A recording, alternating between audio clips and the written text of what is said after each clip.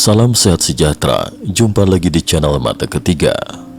Sudah lebih dari 1 dekade berlalu, tetapi luka dan tanda tanya atas hilangnya Malaysia Airlines MH370 belum juga sembuh. Di antara semua tragedi penerbangan modern, kasus ini tetap berdiri sebagai salah satu misteri terbesar, paling gelap, dan paling menyayat hati dalam sejarah manusia. Pesawat berpenumpang 239 orang itu hilang begitu saja pada 8 Maret 2014, seolah ditelan langit malam tanpa meninggalkan jawaban yang pasti. Selama bertahun-tahun, dunia percaya bahwa kebenaran tinggal menunggu waktu.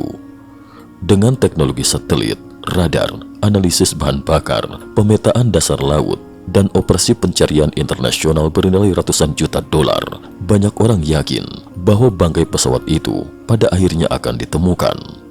Namun kenyataannya justru sebaliknya. Tahun demi tahun berlalu, dan MH370 tetap menjadi teka-teki yang tidak berhasil dipecahkan. Lalu pada tahun 2026, sebuah perkembangan baru kembali membangkitkan harapan. Sebuah kapal survei paling modern dikerahkan ke salah satu kawasan laut paling ganas di dunia. Harapan itu sempat menyala terang, seakan dunia akhirnya akan memperoleh jawaban yang selama ini dicari.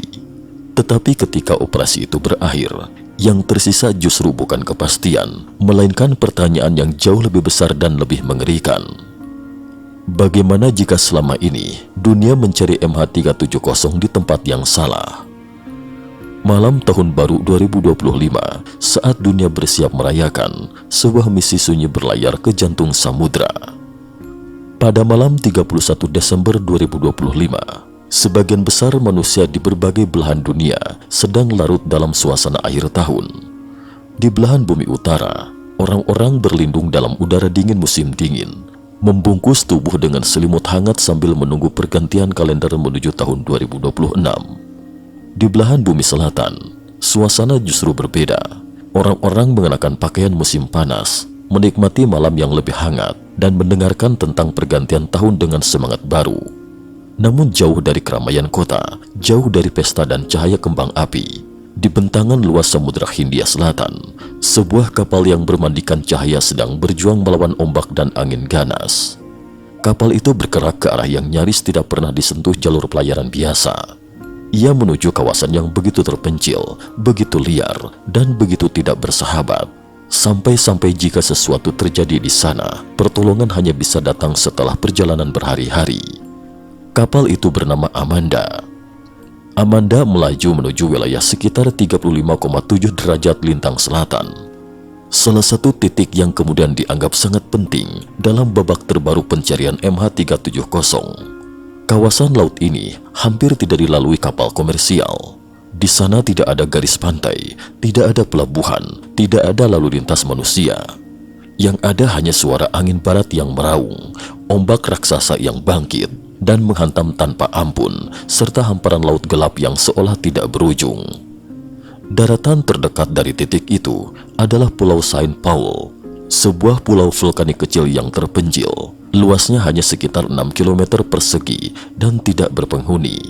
Jaraknya dari lokasi pencarian sekitar 1.600 km. Itu berarti, jika Amanda mengalami kecelakaan atau kerusakan besar di kawasan itu, bantuan paling dekat harus datang dari Australia, dan perjalanan menuju lokasi bisa memakan waktu lebih dari 100 jam dalam kondisi laut yang sangat berat. Di tengah lautan seperti itu, Amanda tampak nyaris tak berarti. Amanda, kapal kecil dengan teknologi raksasa. Secara fisik, Amanda bukan kapal perang, bukan kapal induk, dan bukan pula kapal penjelajah raksasa. Panjangnya sekitar 86 meter, lebarnya 19 meter, dengan bobot perpindahan lebih dari 4.600 ton. Lambungnya disebut berwarna biru kehijauan, namun di tengah gelombang Samudra Hindia yang ganas, kapal itu tetap tampak kecil, rapuh, hampir seperti perahu yang tersesat di tengah amukan alam. Tetapi penampilan itu menipu. Amanda adalah salah satu kapal survei laut dalam paling maju di dunia, dirancang untuk bekerja di lokasi-lokasi ekstrim yang tak mampu dijangkau kapal biasa. Kapal ini sering disebut sebagai kapal survei kendali jarak jauh berteknologi tinggi. Julukan tanpa awak yang kadang disematkan kepadanya bukan berarti kapal itu benar-benar kosong, melainkan karena jumlah awaknya sangat sedikit. kurang dari 20 orang. Dengan awak yang lebih minim, risiko bagi manusia dalam pelayaran jarak jauh ke wilayah berbahaya bisa ditekan semaksimal mungkin. Yang membuat Amanda luar biasa bukan ukurannya, melainkan kecerdasan sistem di dalamnya. Kapal ini dilengkapi dengan sistem pendorong modern, navigasi presisi tinggi, perangkat pemetaan dasar laut, serta sistem komunikasi satelit yang membuat semua data hasil pencarian bisa dikirim langsung ke pusat kendali di London, ribuan kilometer jauhnya. Dengan kata lain, apa yang dilihat Amanda di kedalaman samudra dapat dipantau secara real-time oleh operator di belahan bumi lain. Dan untuk misi ini, Amanda tidak berlayar sendirian. Ia membawa 8 unit AUV atau Autonomous Underwater Vehicle, kendaraan bawah laut otonom berwarna kuning pucat. 8 perangkat ini bisa dibilang adalah penyelam robot paling canggih di zamannya. Mereka dibekali sonar sapuan samping yang sangat sensitif dan pemindai multi-beam, alat yang mampu menyisir dasar samudera seperti sisir raksasa. Saat bergerak puluhan meter di atas dasar laut, alat-alat ini dapat mengubah permukaan samudera yang gelap gulita menjadi citra 3 dimensi bersolusi tinggi. Bahkan serpihan kecil pesawat yang ukurannya hanya puluhan sentimeter pun, jika terkubur di lumpur dasar laut, masih memiliki peluang untuk terdeteksi. Maka pertanyaannya menjadi sangat jelas, apa yang sedang dicari Amanda? Jawabannya adalah sesuatu yang telah dicari dunia selama 12 tahun, MH370. 8 Maret 2014, malam saat MH370 menghilang dari dunia. Pada 8 Maret 2014 dini hari, tepat pukul 00.41 waktu setempat, pesawat Malaysia Airlines MH370, sebuah Boeing 777, lepas landas dari Bandara Internasional Kuala Lumpur menuju Beijing, Tiongkok. Di dalamnya ada 239 orang, terdiri dari penumpang dan awak. Pada awalnya, penerbangan itu tampak seperti penerbangan internasional biasa.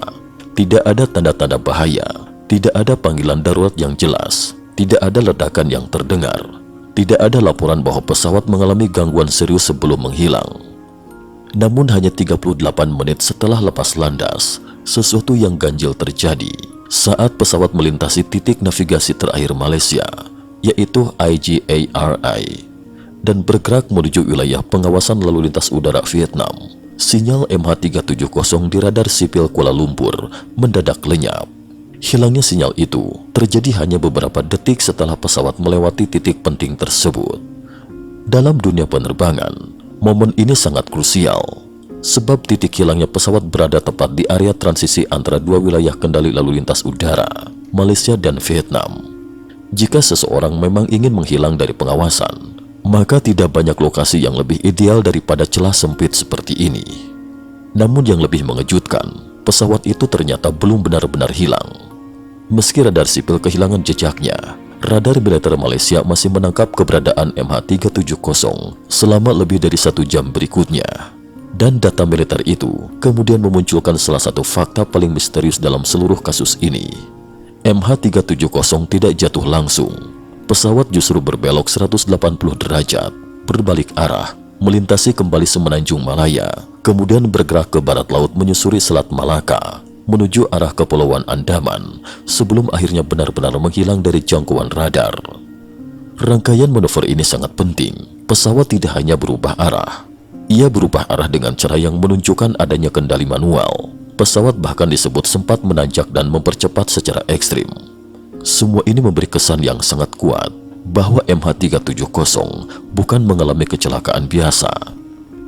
Seseorang tampaknya benar-benar mengendalikan pesawat itu. 7 jabat tangan satelit dan lahirnya teori Samudra Hindia Selatan. Setelah lenyap dari radar, MH370 ternyata masih berkomunikasi secara pasif melalui sistem satelit. Pesawat disebut masih melakukan serangkaian jabat tangan elektronik dengan satelit geostasioner Inmarsat 3F1 setiap 1 jam. Total ada 7 kali jabat tangan penting yang tercatat setelah pesawat menghilang dari radar sipil. Jabat tangan terakhir yang lengkap terjadi sekitar 7 jam 38 menit setelah pesawat lepas landas. Dari data inilah, para ahli menyusun teori dominan yang kemudian menjadi dasar seluruh operasi pencarian besar-besaran. bahwa MH370 terus terbang dalam waktu lama, lalu berakhir di kawasan terpencil Samudra Hindia Selatan, kemungkinan setelah kehabisan bahan bakar dan jatuh ke laut. Menurut model konsumsi bahan bakar Boeing 777, durasi penerbangan itu memang sangat mendekati batas maksimum kemampuan pesawat dalam kondisi tangki penuh. Karena itu, teori terbang sampai bahan bakar habis lalu jatuh ke laut lama-kelamaan menjadi hipotesis yang paling diterima. Untuk menerjemahkan data satelit menjadi area pencarian, para ahli kemudian menarik garis lengkung yang terkenal dengan nama busur ketujuh, sebuah garis imajiner yang mewakili kemungkinan posisi pesawat saat jabat tangan terakhir dilakukan, dan busur itu menunjuk jauh ke dalam Samudra Hindia Selatan. Operasi pencarian terbesar dalam sejarah, mahal, masif, tapi tak membawa jawaban. Setelah MH370 dinyatakan hilang secara misterius, Biro Keselamatan Transportasi Australia (ITSB) bersama 14 negara membentuk tim pencarian dan penyelamatan. Inilah awal dari salah satu operasi pencarian laut terbesar yang pernah dilakukan manusia. Wilayah pencarian utama dibuka di sepanjang busur ketujuh dengan total area sekitar 120.000 km persegi. Biaya operasi ini mencapai sekitar 150 juta dolar AS. Angka yang menunjukkan betapa serius dunia berusaha menemukan jawaban. Selama bertahun-tahun, kapal-kapal survei, peralatan sonar, analisis arus laut, data satelit, hingga serpihan-serpihan yang ditemukan di pantai berbagai wilayah Samudra Hindia digunakan untuk menyusun ulang misteri itu. Banyak pihak percaya bahwa cepat atau lambat, bangkai pesawat pasti akan ditemukan. Namun akhirnya, hasil pencarian resmi itu berujung pada satu kenyataan yang sangat pahit. 3 tahun setelah operasi dimulai, ITSB menerbitkan laporan ringkasan setebal 440 halaman berjudul Pencarian MH370. Tetapi jika seluruh isi laporan itu diperas menjadi satu kalimat sederhana, intinya kira-kira hanya satu: mereka tidak menemukan apapun yang dapat memastikan lokasi bangkai utama pesawat. Begitu besar operasi itu, begitu mahal biayanya, begitu tinggi teknologi yang dikerahkan, namun hasilnya tetap nihil. 2018, Ocean Infinity masuk dengan skema ditemukan baru dibayar. Pada tahun 2018, harapan baru muncul ketika perusahaan eksplorasi laut asal Amerika Serikat, Ocean Infinity, memutuskan ikut turun tangan. Perusahaan ini dikenal memiliki pengalaman luas dalam survei laut dalam dan operasi pencarian bawah laut. Ocean Infinity menandatangani perjanjian dengan pemerintah Malaysia dengan skema yang sangat berani, no find, no fee, atau jika tidak ditemukan, tidak dibayar. Artinya, perusahaan itu bersedia menanggung risiko finansial sendiri. Jika bangkai MH370 berhasil ditemukan, mereka akan dibayar. Jika gagal, semua biaya operasi akan hangus. Mereka lalu menyisir area baru seluas sekitar 25.000 km persegi di sisi utara busur ketujuh. Sekali lagi, harapan sempat memuncak, tetapi sekali lagi pula, hasilnya tidak sesuai harapan. MH370 tetap tidak ditemukan. Kegagalan itu seharusnya cukup untuk membuat siapapun menyerah. Namun Ocean Infinity belum mau berhenti.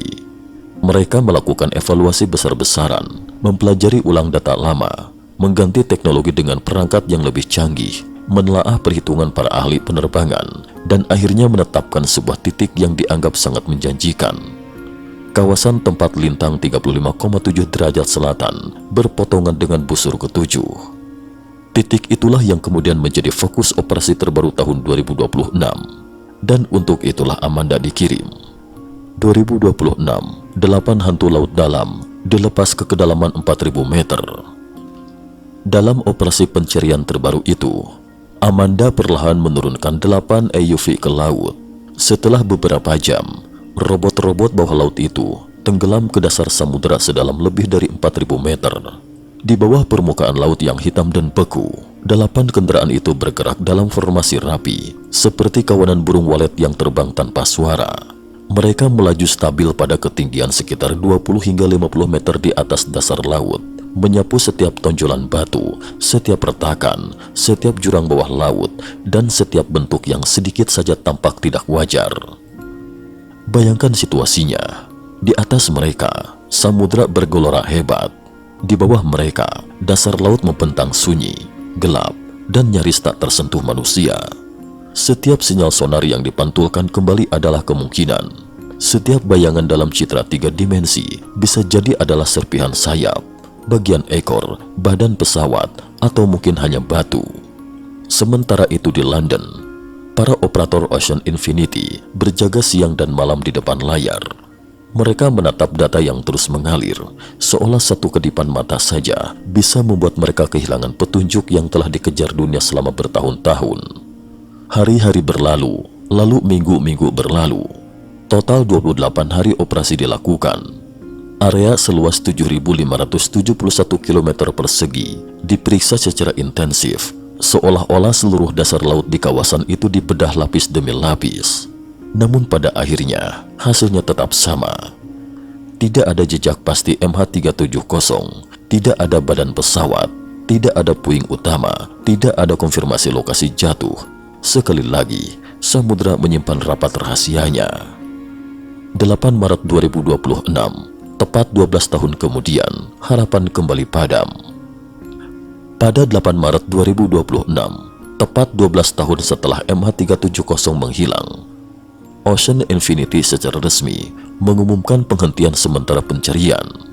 Secara resmi, alasan yang diberikan adalah faktor cuaca. Mulai bulan April, wilayah Samudra Hindia Selatan akan memasuki musim angin barat yang sangat ganas.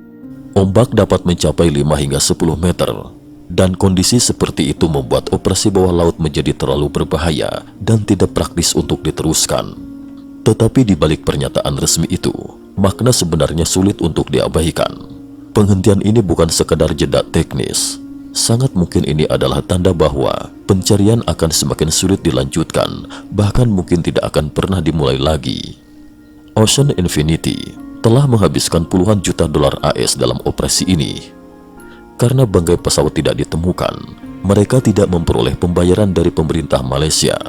Jika tidak ada penyandang dana besar lain yang bersedia masuk, maka sangat sulit membayangkan perusahaan mana yang masih mau menanggung biaya pencarian sebesar itu di wilayah seluas dan seberbahaya itu. Dengan kata lain, setelah 12 tahun, setelah penggunaan teknologi terbaik yang tersedia, setelah pencarian berulang kali di wilayah yang dianggap paling mungkin, hasilnya akhirnya tetap nihil. Ini bukan sekedar kegagalan pencarian, ini adalah pukulan telak terhadap keyakinan dunia selama ini. Lalu muncul pertanyaan yang paling mengganggu, bagaimana jika dunia salah tempat? Ketika satu demi satu upaya di Samudra Hindia Selatan berakhir tanpa hasil, sebagian orang mulai berani mempertanyakan fondasi dari teori pencarian itu sendiri. Salah satu sosok yang paling menonjol adalah seorang jurnalis investigasi independen bernama Wes.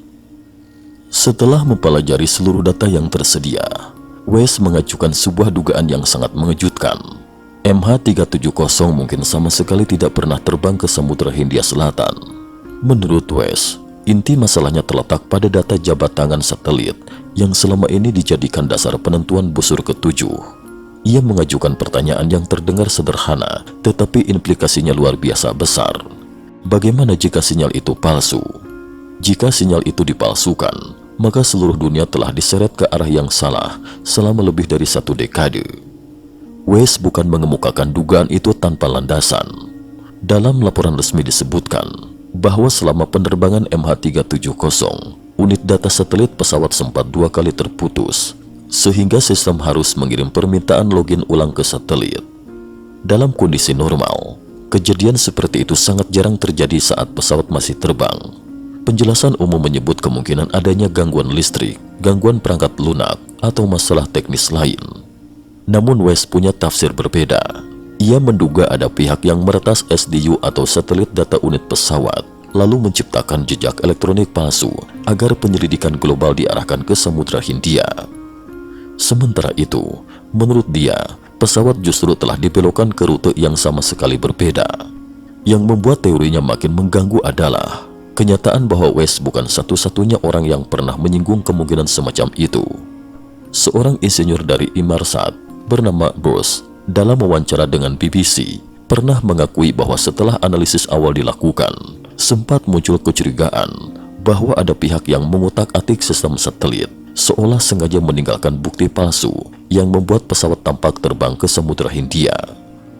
Setelah operasi 2026 kembali gagal, teori West pun mulai terdengar lebih masuk akal di mata sebagian orang. Sebab jika pencarian berulang-ulang di titik paling logis tetap tak menghasilkan apa-apa, maka logika sederhananya adalah bisa jadi titik itu memang bukan lokasi yang benar. Rute utara, versi West yang mengguncang banyak asumsi. West kemudian menyusun ulang kemungkinan rute MH370 dengan menggabungkan data satelit, titik buta radar berbagai negara, dan pola pergerakan pesawat setelah menghilang dari radar sipil.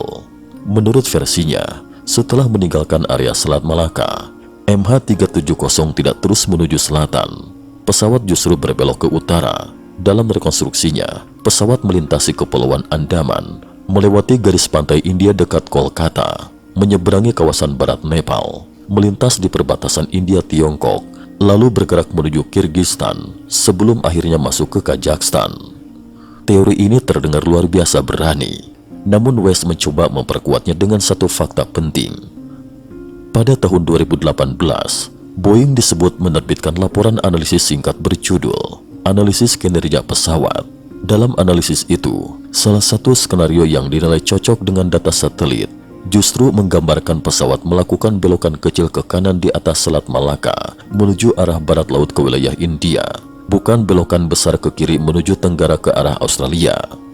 Jika itu benar, maka ada kemungkinan bahwa sejak awal memang terdapat lebih dari satu interpretasi atas data yang ada, dan dunia memilih salah satunya lalu membangun seluruh pencarian di atas interpretasi tersebut. Kalau pesawat ke Kazakhstan, lalu untuk apa? Dari sinilah teori West menjadi semakin gelap. Ia berpendapat bahwa jika MH370 memang dibelokkan ke utara hingga Kazakhstan, maka pembajakan itu bukan pembajakan biasa. Bukan untuk uang tebusan, bukan untuk aksi teror terbuka, bukan pula untuk mencari ketenaran. Sebab faktanya, selama lebih dari 10 tahun, tidak ada satu orang pun dan tidak ada satu organisasi pun yang pernah mengaku bertanggung jawab. Tidak ada tuntutan, tidak ada pernyataan resmi, tidak ada pesan. Pesawat itu seolah lenyap begitu saja dari dunia. West lalu mengaitkan hilangnya MH370 dengan situasi geopolitik pada saat itu. Februari 2014, Rusia mencaplok Crimea. Konflik di Ukraina Timur mulai memanas. Maret 2014, MH370 menghilang dan perhatian dunia mendadak beralih ke misteri penerbangan itu. 16 Juli 2014, Presiden AS saat itu, Barack Obama, mengumumkan sanksi baru terhadap Rusia. Lalu sehari setelahnya, pada 17 Juli 2014, dunia kembali diguncang oleh jatuhnya MH17 di Ukraina Timur. Pesawat Malaysia Airlines lainnya yang kemudian secara luas diyakini ditembak jatuh oleh kelompok separatis pro-Rusia menggunakan rudal Buk. Dua pesawat Malaysia Airlines, dua tragedi besar, terjadi dalam tahun yang sama, dalam latar geopolitik yang sama. Bagi West, rangkaian ini terlalu mencolok untuk diabaikan. Ia lalu membuat dugaan yang sangat kontroversial, bahwa pembajakan MH370 mungkin merupakan bagian dari operasi rahasia negara, sebuah bentuk tekanan geopolitik untuk kekuatan atau pesan gelap kepada Barat. Tentu saja, teori ini sangat ekstrim dan tidak diterima arus utama. Tetapi West mencoba menyadarkannya pada konsep yang dikenal di dunia intelijen sebagai Black Ops, operasi rahasia yang diorganisasi negara tetapi secara resmi disangkal. Ia juga mengaitkannya dengan pemikiran perang non-konvensional atau perang tanpa batas, yaitu strategi mencapai tujuan politik dan militer tanpa harus berperang secara terbuka. Mengapa Kazakhstan? Menurut West, Kazakhstan masuk akal karena beberapa alasan. Pertama, terdapat wilayah yang berkaitan erat dengan kepentingan Rusia, dan hubungan antara Kazakhstan di masa itu dengan Moskow juga sangat dekat. Presiden Kazakhstan saat itu, Nursultan Nazarbayev, dikenal sebagai sekutu penting Rusia. Kedua, bahan bakar MH370 diperkirakan cukup untuk menjangkau kawasan sejauh itu. Ketiga, rute tersebut relatif jarang digunakan, dan ada kemungkinan radar militer di beberapa kawasan tidak terus-menerus aktif mengawasi jalur itu secara menyeluruh. Dengan memanfaatkan celah-celah seperti itu, sebuah pesawat yang sengaja menghindari pengawasan mungkin bisa menyelinap lebih jauh daripada yang dibayangkan banyak orang. Tetapi karena teori ini langsung menyentuh urat sensitif politik internasional dan menyerempet nama-nama besar, hampir tidak ada negara atau institusi besar yang bersedia membahasnya secara terbuka. Akibatnya, West pun lebih banyak menyuarakan pandangannya melalui kanal independen, seolah sedang berusaha menantang narasi resmi yang sudah terlanjur mengakar kuat. Bukan Kapten, teori pembajakan dari kompartemen elektronik. Pada Maret 2026, setelah Amanda dinyatakan gagal menemukan jejak MH370, West kembali merilis analisis baru. Kali ini, ia menolak salah satu teori yang paling populer selama bertahun-tahun, yakni bahwa kapten pesawat sendiri adalah pelaku utama pembajakan. Teori arus utama selama ini berpendapat bahwa jika kokpit Boeing 777 sudah dikunci, hampir tidak mungkin orang lain bisa mengambil alih kendali pesawat dari luar. Karena itu, banyak orang berkesimpulan bahwa jika MH370 memang sengaja dibelokkan, pelakunya kemungkinan besar adalah sang kapten. Namun West tidak sependapat. Untuk mendukung pandangannya, ia menghadirkan seorang pilot Boeing 77 bernama John Waters. Dalam penjelasannya, John menyebut Boeing 777 memiliki satu karakteristik penting yang sering luput dari perhatian. Terdapat kompartemen elektronik di bawah lantai bagian depan kelas bisnis. Akses ke kompartemen itu, menurut penjelasan tersebut, berada di area depan kabin, dekat dapur pesawat, melalui panel di lantai yang tidak selalu tampak mencolok. Jika seseorang bisa masuk ke sana, maka ia akan berada di tempat di mana sistem elektronik penting pesawat berada. Menurut teori ini, pada desain lama seperti Boeing 777, sistem-sistem tersebut tidak dibangun dengan lapisan keamanan digital yang rumit seperti teknologi modern. Artinya, siapapun yang memiliki akses fisik dan pengetahuan yang cukup mungkin dapat memanipulasi fungsi-fungsi tertentu. Yang paling mengerikan dari teori ini adalah dugaan bahwa dari kompartemen itu, pembajak bisa mematikan suplai oksigen. Pada ketinggian jelajah sekitar 10.000 meter, kehilangan oksigen dalam waktu singkat dapat membuat penumpang dan awak kehilangan kesadaran. Jika itu terjadi, maka orang yang mengendalikan sistem akan bisa membajak pesawat nyaris tanpa perlawanan. Dalam versi West, setelah semua orang lumpuh, pembajak lalu mengendalikan pesawat, meretas unit data satelit, menciptakan jejak elektronik palsu, dan menyesatkan seluruh dunia ke Samudra Hindia Selatan. Dari sudut pandang naratif, teori ini memang terasa lengkap. Ada motif, ada metode, ada jalur, ada alasan mengapa pesawat seolah hilang tanpa jejak. Namun masalahnya tetap sama, teori ini bisa jadi tidak akan pernah terbukti. Luka yang tidak pernah selesai bagi keluarga korban. Di balik semua teori, data, radar, sonar, satelit, dan analisis geopolitik, ada satu hal yang sering terlupakan. MH370 bukan sekadar misteri teknis, ini adalah tragedi manusia. Di dalam pesawat itu ada 239 jiwa. Ada ayah, ibu, anak, pasangan, teman, dan keluarga yang berangkat dengan tujuan biasa, lalu tidak pernah tiba. Selama bertahun-tahun, keluarga mereka hidup di antara dua beban yang sama-sama kejam, tidak memiliki jawaban, dan tidak memiliki penutup. Bagi sebagian keluarga, menemukan bangkai pesawat bukan hanya soal investigasi, itu adalah soal penghormatan, soal pemakaman, soal kesempatan untuk mengucapkan selamat tinggal. Ketika pencarian dihentikan, yang padam bukan cuma operasi teknis di laut dalam, tetapi juga secercah harapan yang selama ini diam-diam mereka jaga. Dan justru di titik inilah misteri MH370 menjadi begitu menyentuh hati. Karena tragedi yang paling menyakitkan seringkali bukan hanya kehilangan, melainkan ketidakpastian yang tidak berujung. Penutup, misteri yang mungkin belum berakhir. Sampai 8 Maret 2026, tepat 12 tahun setelah MH370 hilang, dunia masih belum memiliki jawaban pasti. Pencarian di Samudra Hindia Selatan kembali berakhir tanpa hasil. Teknologi terbaik telah digunakan, dana besar telah dikeluarkan, area yang dianggap paling mungkin sudah disisir berulang kali, namun samudra tetap diam. Dan dari diam itulah lahir pertanyaan yang paling menentukan. Bagaimana jika selama ini manusia memegang peta yang salah? Bagaimana jika busur ketujuh bukan jalan menuju kebenaran, melainkan jejak yang sengaja diciptakan untuk menipu? Bagaimana jika MH370 tidak berakhir di kedalaman Samudra Hindia, melainkan dibawa ke tempat lain yang tak pernah benar-benar dicari? Tidak ada yang tahu. Mungkin suatu hari nanti akan muncul dokumen rahasia, data radar tersembunyi, kesaksian baru, atau bukti yang mengubah segalanya. Mungkin juga tidak. Mungkin misteri ini akan tetap menjadi luka terbuka dalam sejarah penerbangan. Tetapi satu hal pasti, selama belum ada jawaban final, MH370 belum benar-benar selesai. Ia masih hidup dalam ingatan dunia, dalam tangis keluarga, dalam pertanyaan para penyelidik, dan dalam harapan kecil yang belum sepenuhnya padam. Sebab selama kebenaran belum ditemukan, selalu ada kemungkinan bahwa kisah ini belum mencapai akhir yang sebenarnya.